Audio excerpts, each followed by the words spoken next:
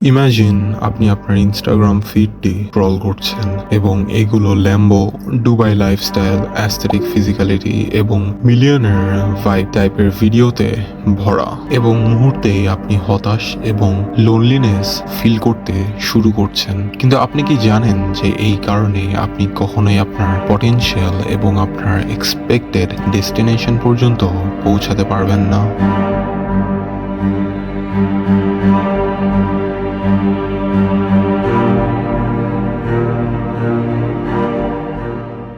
বর্তমান বিশ্বের সবচেয়ে বেশি ব্যবহৃত সোশ্যাল মিডিয়া প্ল্যাটফর্মের মধ্যে একটি হলো ইনস্টাগ্রাম। অনেকেই বিশ্বাস করতেন যে এটি এখন পর্যন্ত সবচেয়ে বড় ডেটিং অ্যাপ। 2025-এ টিনেজার, বিশেষ করে টিনেজ ছেলেদের ইমান গাতসি অথবা লুক বেলমার এবং অন্যান্যদের মতো সেলফ মেড মিলিয়নারদের ভিডিও বেশি দেখছে। জীবনের শুরু থেকেই তারা ফাইন্যান্সিয়াল ফ্রিডম অ্যাচিভ করার জন্য দিনরাত কঠোর পরিশ্রম করে আসছে। ক্যামেরার পিছনে কি আছে তা আমরা কখনোই জানি না, তবে যতদূর মনে পড়ে তারা মিলিয়নার এবং তারা আমাদের ড্রিম লাইফ লিড করছে। কিন্তু প্রশ্ন হলো, তাদের জীবন কিভাবে আমাদের স্বপ্নের জীবন হতে পারে? এখানেই আসে ইনফ্লুয়েন্স শব্দটি। তারা তাদের জীবনধারা ক্যামেরার সামনে এমন ভাবে রিপ্রেজেন্ট করে যা মানুষকে মেনে নিতে বাধ্য করে যে তারা ইউজলেস, তারা হার্ড ওয়ার্ক করছে না, তারা সোশ্যাল মিডিয়ায় অ্যাডিক্টেড অ্যান্ড লেজি। এক কথায় এটা সত্য, কারণ আমাদের জেনারেশনের বেশিরভাগ টিনেজার একাধিক জিনিসে অ্যাডিক্টেড, কিন্তু বর্তমানে তাদের যে অ্যাডিকশন রয়েছে তা আরও খারাপ। এই ধরনের পোস্ট কনস্ট্যান্টলি তৈরি করার মাধ্যমে তাদের চোখ একটা ডিলিউশন তৈরি করা হচ্ছে যে তাদের রিচ হতে হবে, তাদের সুপার কার্স, লার্জ ম্যানশনস এবং লাক্সারিয়াস লাইফ লিড করতে হবে। এটা ভালো, কিন্তু আরো খারাপ করে তোলে তা হলো এর প্রতি আসক্তি।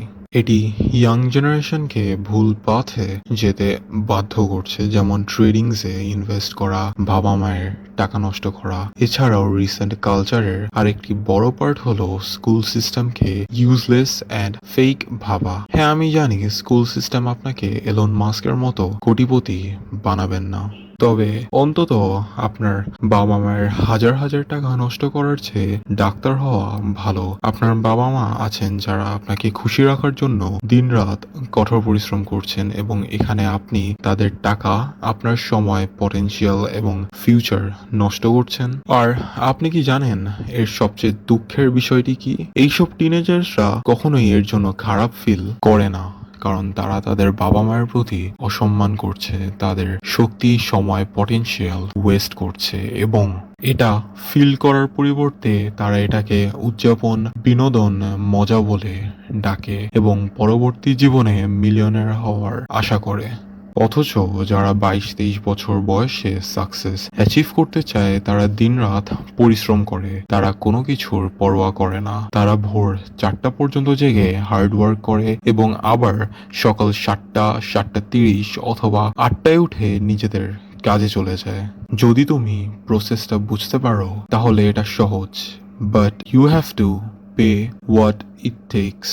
এখন শুধু ফেক মোটিভেশনের ব্যাপার নয়, আজকের বিশ্বের সোশ্যাল মিডিয়ার আরেকটি বড় অংশ হলো সফট পর্ন অথবা 18+ কন্টেন্ট। ফেসবুক, ইনস্টাগ্রাম, টুইটারের মতো সোশ্যাল মিডিয়াগুলি বেশিরভাগই অফেন্সিভ অর নিউডিটি টাইপ কন্টেন্টকে প্রমোট করে, যেখানে ইয়াং মেয়েরা বা মহিলারা হাফ ন্যাক্ট হয়ে নাচছে এবং 13 বছরের ছেলে অথবা 14-15 থেকে 30 বা তারও বেশি বয়সী ছেলেরা কন্টিনিউয়াসলি এটি দেখছে এবং স্পেশালি মাস্টারবেশনের মতো অ্যাডিকশনে ডুবে যাচ্ছে। কারণ আজকাল কেউ র্যান্ডমলি ভিপিএন ইউজ করে ফ্রি ওয়েবসাইটসে যায় না, সেখানে সবসময় এক ধরনের টেম্পটেশন থাকে এবং এখানেই তাদের সেই সাইটগুলি ভিজিট করতে বাধ্য করে।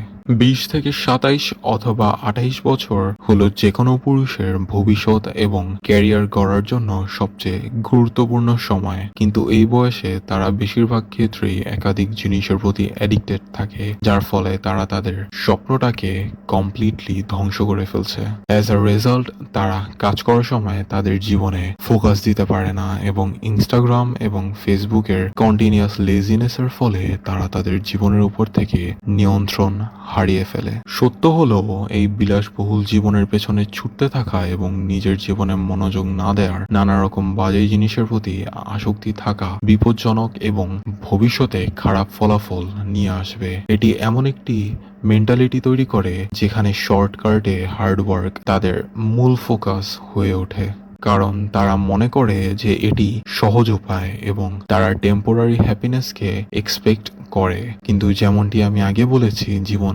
এভাবে কাজ করে না। সত্যিকারের উইনার্সরা হার্ডওয়ার্ক করে এবং লং টার্ম প্রসেসে বিশ্বাস করে। তারা ট্রেন্ডের উপর ঝাঁপিয়ে পড়ে না, তারা প্রতিটি ইনফ্লুয়েন্সার্সকে ফলো করে না, আবার প্রতিটি গুরুর কথা শোনে না। তারা তাদের নিজস্ব পথ তৈরি করে এবং বিশ্বাস করুন, এটি প্রথমে অনেক কম আকর্ষণীয় লাগলেও শেষ পর্যন্ত এটি সেই পথ যা প্রকৃত সাফল্যের দিকে নিয়ে যায়। তাহলে কেন এত বাচ্চারা এই ফাঁদে আটকা পড়ে? কেন তারা তাদের বাবা মায়ের টাকা নষ্ট করে অথবা ট্রেন্ড ফলো করার জন্য ভবিষ্যৎকে ধ্বংস করে? এর সবই ডিলেইড গ্র্যাটিফিকেশনের কারণ। আমরা এমন একটি জেনারেশনে পরিণত হয়েছি যারা সবকিছু চায় এবং সোশ্যাল মিডিয়া সেই ধারণাকে কাজে লাগাচ্ছে। এটি আমাদের এই ডেলিউশন দিচ্ছে যে ফাস্ট সাকসেস হওয়া উচিত, সম্পদ এবং সুখের পথ সহজ। নিজের প্রতি সৎ থাকা দরকার। তোমার অভ্যাসগুলো দেখো, তুমি কি তোমার দিনগুলো স্ক্রলিং এবং সোশ্যাল মিডিয়ার সাথে নিজেকে কম্পেয়ার করে কাটাচ্ছ, নাকি তুমি স্কিলস ডেভেলপ এবং কাজে নিয়োজিত করার জন্য সময় ব্যয় করছো? তুমি কি কাজ এমন কিছু করছো যা আগামী 5 বছরে ফ্রুটফুল হবে, নাকি তুমি আরো বেশি করে এমন কিছু খাচ্ছ যা তোমাকে লোনলিনেস এন্ড ডিপ্রেশনে আটকিয়ে রাখছে? দিন শেষে অনলাইনে অন্যদের সাথে নিজেকে তুলনা করা আপনাকে কেবল পিছিয়েই রাখবে। সাফল্য কেবল ফ্যান্সি কার্স বা সোশ্যাল মিডিয়ায় আপনি যে লাক্সারি লাইফ লিড করা দেখছেন তা নয়। এটি দিনের পর দিন আপনার হার্ড ওয়ার্ক, যার কোনো শর্টকাট নেই। আপনি যদি আপনার স্বপ্নের জীবন চান, তাহলে নিজের পথ তৈরিতে, নিজের উপর ইনভেস্ট করতে এবং হার্ড ওয়ার্ক করতে ফোকাস করুন, ইমোশনের পিছে না ছুটে। তাই স্ক্রলিং বন্ধ করুন, স্টেপস নিতে শুরু করুন এবং আপনার ভবিষ্যৎকে সার্থক করুন।